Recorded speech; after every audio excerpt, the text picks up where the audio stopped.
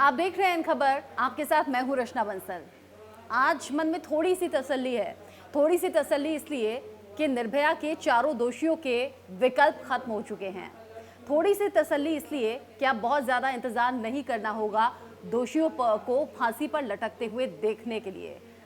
एक फीमेल के नाते, एक महिला होने के नाते आज मैं थोड़ा तसल्ली में इसलिए भी हूँ कि जिस वक्त निर्भया के चारों दोषियों को फांसी पर लटकाया जाएगा ना, सबक होगा उन बाकी सभी अपराधियों के लिए, आपराधिक मानसिकता रखने वालों के लिए, ऐसी प्रवृत्ति वाले लोगों के लिए कि हाँ, देश का कानून इंसाफ करता है और इंसाफ निर्भया को मिल रहा है। हालांकि बहुत लंबा इंतजार निर्भया को, उसके परिवार वालों को करना पड़ा इस लड़ाई को लड़ने के लिए। आप समझिए ना, एक माँ बाप जो अपनी बेटी को खो चुके थे, 7 साल से ज़्यादा वक्त बीत चुका है। 2020 की जब शुरुआत हुई थी तो हम लोग बहस कर रहे थे कि अब नए साल में दोषियों को फांसी होगी या नहीं।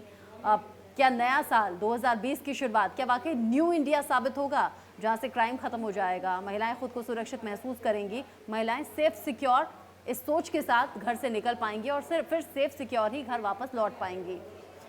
आज जब चारों दोषियों के विकल्प खत्म होने की खबर आई तो मन में खुशी भी थी, तसल्ली भी थी। इसी बीच निर्भया का पक्ष रखने वाली वकील सीमा कुशवाहा से मेरी बात हो रही थी। सीमा कुशवाहा आज बेहद खुश थी।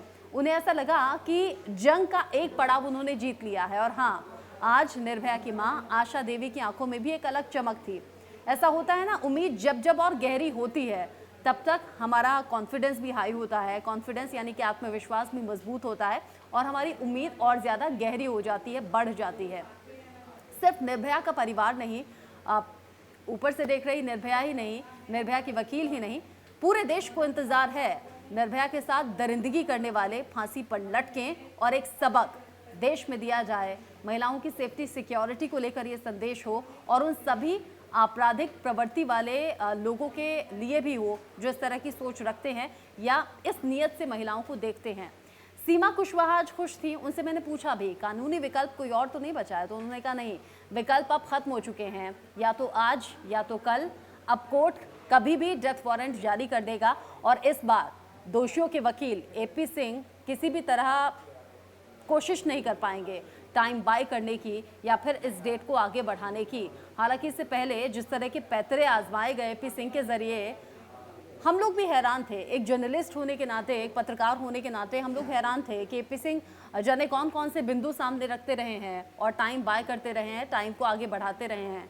और निर्भया की मां की आंखों में न जाने कितनी बार इन करीब 7.25 साल के इस दायरे में न जाने कितनी बार आंखें नम हुई, कितनी बार उम्मीद टूटी, कितनी बार उम्मीद जगी। उनसे भी कई बार मेरी बात हुई। आशा जी का कहना ये था कि मैं सिर्फ निर्भया के लिए नहीं लड़ रही हूँ, मैं देश की बाकी बेटियों के लिए लड़ रही हूँ, क्योंकि निर्भया के साथ जो हुआ वो आगे और ना हो। इस अपराध को ख़त्म किया जाए, जो इस अपराध के दोषी हैं उन्हें सज़ा मिले, ताकि देश में कड़ा और बड़ा संदेश जाए और फिर इस तरह के मामले शायद कम हो सके। आशा देवी आज सोशल वर्कर भी हैं, निर्भया को इंसाफ दिलाने के लिए लगातार लड़ रही हैं। लेकिन हाँ, आज मेरी ही तरह और इस वीडियो को देखने वाली न जाने कितनी महिलाएं होंगी, पुरुष भी होंगे, जो आज संतुष्ट होंगे कम से कम कि चारों दोषियों का कानूनी विकल्प खत्म हो चुका है और अब डेथ वारंट जारी होगा और फिर दोषियों को फांसी पर लटकते हुए आप और हम देखेंगे। इस संदेश को देश में फैलाएंगे कि हाँ, अगर आप दरिंदगी करेंगे, अगर आप हैवानियत करेंगे तो कानून बहुत बड़ा है, कानून से ऊपर आप नहीं है, सजा आपको होगी ही होगी। इन खबर चैनल को सब्सक्राइब करें और बेल आइकन दबाना ना भूलें।